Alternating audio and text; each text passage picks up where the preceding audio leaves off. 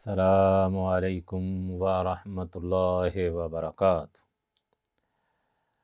الحمدللہ الصلاۃ والسلام علی رسول اللہ۔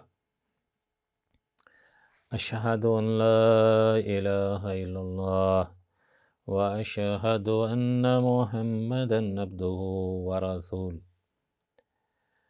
شیخ رحمۃ اللہ علیہ رحمت واسع، سوال کیا گیا کسی کو مرحوم کہنا یا یہ کہنا کہ اللہ نے اسے اپنی رحمت سے ڈھانپ لیا ہے، کیا یہ کہنا کہ وہ اللہ کی رحمت کی طرف منتقل ہو گیا ہے؟ اس طرح کے الفاظ استعمال کرنے کے بارے میں شرعی حکم کیا ہے؟ سوال کی سمجھ آ گئی ہوگی۔ کسی کو مرحوم کہنا یا یہ کہنا کہ اللہ نے اسے اپنی رحمت سے ڈھانپ لیا ہے، یا یہ کہنا کہ وہ اللہ کی رحمت کی طرف منتقل ہو گیا ہے، اس طرح کے الفاظ استعمال کرنے کے بارے میں شرعی کیا حکم ہے؟ کہتے ہیں شیخ، جواب دیتے ہیں اللہ کے توفیق اور فضل سے کسی کو مرحوم کہنے یا یہ کہنے میں کوئی حرج نہیں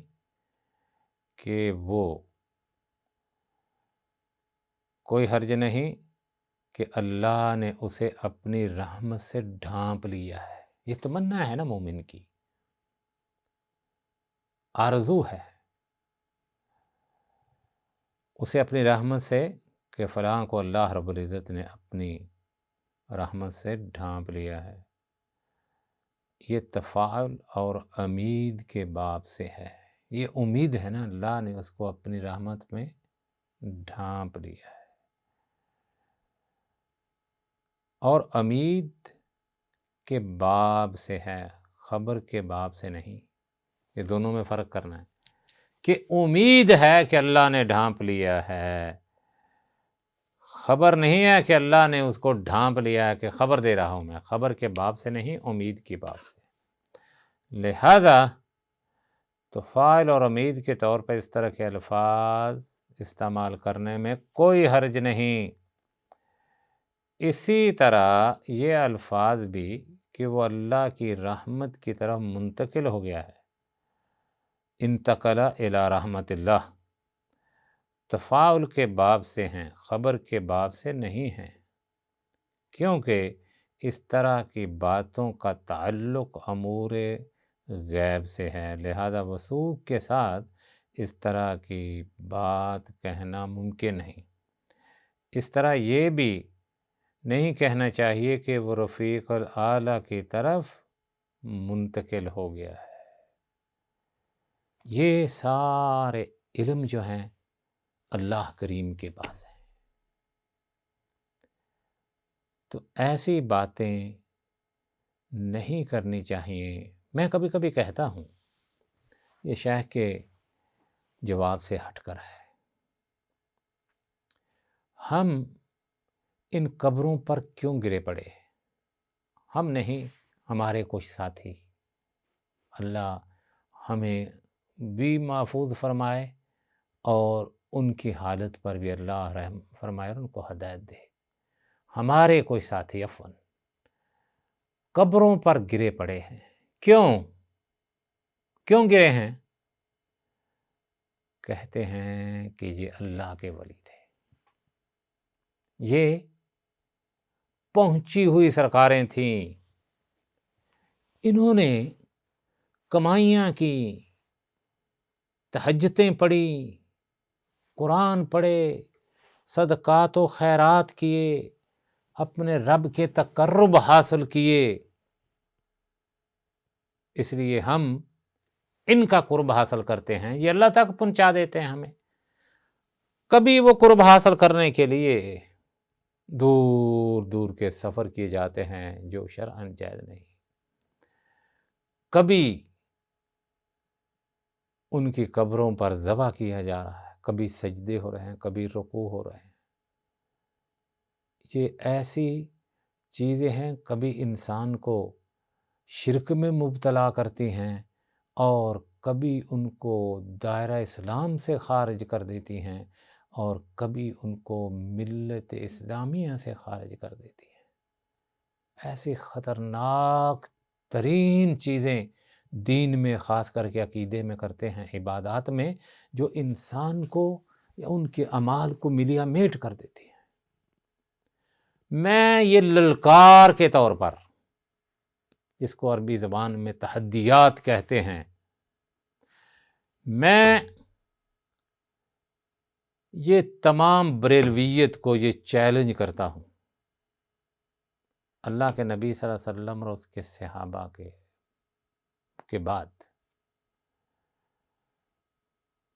کوئی آدمی دنیا سے جائے، اس کے بارے میں وہ دلیل دے دیں کہ وہ وفات کے بعد کہاں ہے۔ صحابہ کے بارے میں شہادت ملی کہ رضی اللہ عنہم ورضوا عنہ، وہ اللہ پر راضی اور اللہ ان پر راضی، اور اللہ کے جو نبی ہوتے ہیں وہ معصوم الخطا ہوتے ہیں۔ صحابہ کے بارے میں دلیل مل گئی کہ اللہ ان پر راضی اور وہ اللہ پر راضی۔ اس کے علاوہ میں نام نہیں لینا چاہتا، دنیا سے چلے گئے، ان کا واسطہ اللہ کے ساتھ ہے، لیکن ان کی قبروں کی عبادت تو صرف اس لیے ہو رہی ہے نا کہ وہ ولی تھے۔ اگر ولی ہوتے بھی تو قبروں کی عبادت جائز نہیں تھی، بلکہ ہم پوچھتے ہیں کیوں گیا قبر؟ میں تو فاتحہ پڑھنے گیا تھا بھائی۔ یہ ایک ایسی غلط رسم ہمارے اجمیوں میں داخل ہوئی، کیوں گیا قبر پر؟ فاتحہ کہنے۔ یار فاتحہ کہنے کے لیے قبر پر گئے تم؟ فاتحہ پڑھنے کے لیے؟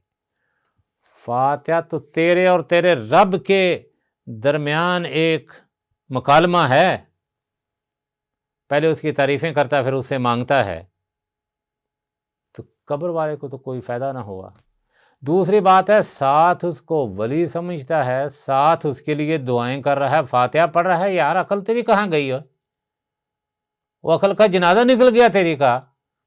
ساتھ تو اس کو ولی سمجھتا ہے، لاہور سے چلا کراچی گیا عبداللہ غازی کی قبر پر، کراچی سے چلا علی حجویری گیا رحمۃ اللہ علیہ، ساتھ تو کہتا ہے وہ ولی ہے، یہ سفر جو کیا یہ شرعاً حرام تھا، پھر کہتا ہے اس کی قبر پر فاتحہ پڑھنے کے لیے تو کیا اتنی، اور اس کو ولی سمجھ رہا ہے، بخشا ہوا سمجھ، لیکن دال میں کالا پیلا ضرور ہے، چکر وکر کوئی ہے، اس لیے اتنا لمبا سفر کیا۔ یہ سفر قطعاً حرام ہے۔ سفر صرف 3 جگہوں کے لیے ہے: مسجد رسول، حرم بیت اللہ، مسجد اقصی۔ اس کے علاوہ کسی کی قبر پر نہیں جانا، کسی کی۔ اور یہ قبریں جہاں کا خاص کر کے شرک کے اڈے کھلے ہوئے ہیں، وہاں ویسے ہی نہیں جانا، فاتحہ کے لیے بھی نہیں جانا، فاتحہ کرانے کے لیے نہیں جانا۔ مجھے یہ بتاؤ کہ ایک ملا بتا دے جس کے سر کے اوپر اتنی لمبی ٹوپی ہو، اتنی لمبی داڑھی ہو، دستار پہنی ہو، جبہ پہنا ہو، ایک ملا مجھے بتا دے کہ وہ مرنے کے بعد کہاں ہے؟ اگر یہ پتہ ہی نہیں وہ کہاں ہے، اگر پتہ بھی چل جائے کہ وہ ولی تھے، بخش دیا اللہ نے ان کو، جنت میں چلے گئے، مان لیا ہم مومن تھے، جنتی ہیں، تو اللہ کے نبی کیا فرماتے ہیں؟ لعنت اللہ علی الیہود والنصارى اتخذوا قبور انبیائہم مساجد۔ لعنت یہودیوں پر، نصرانیوں پر، انہوں نے اپنے نبیوں کی قبروں کو سجدہ گاہ بنا لیا۔ لا تتخذوا قبری وثنا یعبد، میری قبر کو بت بنا کے پوجنا نہیں ہے مسلمانوں۔ لا تتخذوا قبری وثنا یعبد، عبادت گناہگار نہیں بنا لینا میری قبر کو۔ کون فرما رہے ہیں؟ ساری مخلوق کے سردار، بشریت کے سردار، انبیاء کے امام اور سردار۔ لا تتخذوا قبری وثنا، ملا کبھی یہ حدیث نہیں تمہیں سنائے گا۔ اس لیے دعا ہے کہ اللہ رب العزت ہمارے سینوں کو توحید کی روشنی سے منور فرما دے، اور اللہ رب العزت ہمیں شرکیات سے اجتناب کرنے کی توفیق عطا فرمائے، اور اللہ رب العزت ہمیں کبیرے اور صغیرے گناہوں سے محفوظ فرما دے۔ وصلی اللہ علیہ وسلم۔